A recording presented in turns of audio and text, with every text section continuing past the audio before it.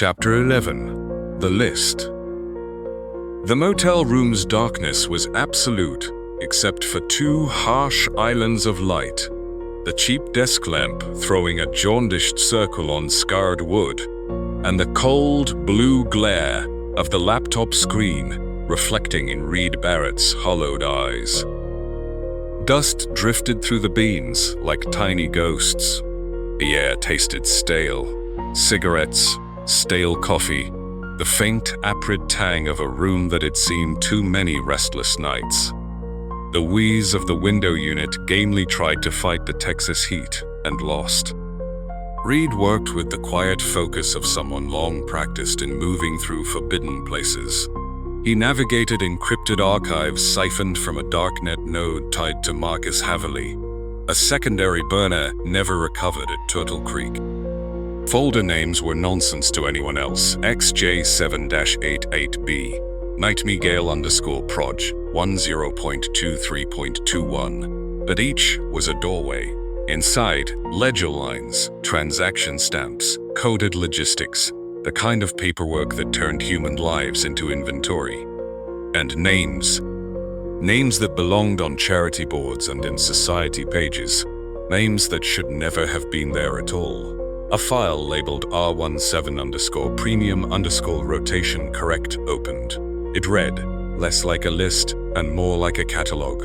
Client ID, locations, status markers, security tiers, sparse, clinical entries that carried the weight of nightmares because of what they implied. He scrolled, KL, Bahrain, TM, New York, JK, Dallas, DV, London. Each line was a cipher. Each line an indictment. Reed's cursor hovered over the third entry. JK. The initials landed with no surprise, only confirmation. Seeing that monogram, that carefully neutral shorthand, embedded in this architecture of cruelty, extinguished whatever ember of doubt might have remained. This was infrastructure, a market, a machine, not myth, not rumor. He closed the laptop for a breath. The lamplight pooled over a fresh page in the battered notebook. He uncapped his pen and wrote in clean, impassive block letters. Targets, room 17, primary clients. Beneath it, he transcribed locations, initials, the dry shorthand that mapped culpability. KL, Bahrain, TM, New York, JK, Jeremiah Knox, Dallas, DV, London. He did not write Big J. Close call. That name belonged to the stage, the smile, the mask. He wrote the man beneath the mask. Beside Knox, he added three words that tasted like ice: documentation, encouraged.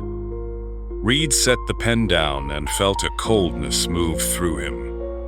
He had expected volcanic rage, a white fire that would make him reckless and loud. Instead, something harder settled in his bones, a crystalline, implacable calm. There would be no courtroom theater, no bought acquittals to be overturned by virtue. The system that protected these men was part of the rot. It could not be trusted to yield justice.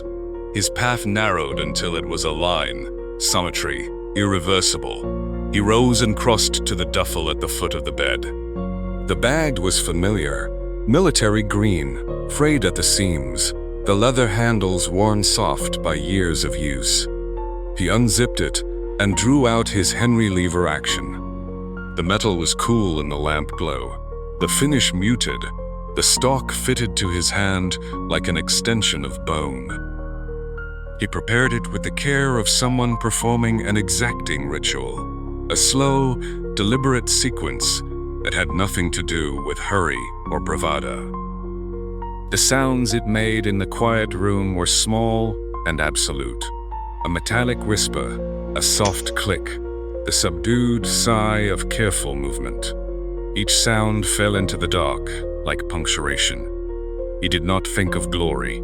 He did not picture headlines. He thought only of the clean necessity, of what he was about to do, and of the arithmetic of one name at a time. The weapon's presence changed the light in the room. It made the air feel thinner, the distances colder.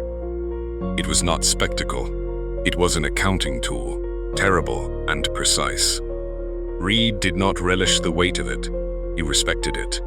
He knew its consequence in visceral terms: the erasure of a life, the end of a name, the hush that followed.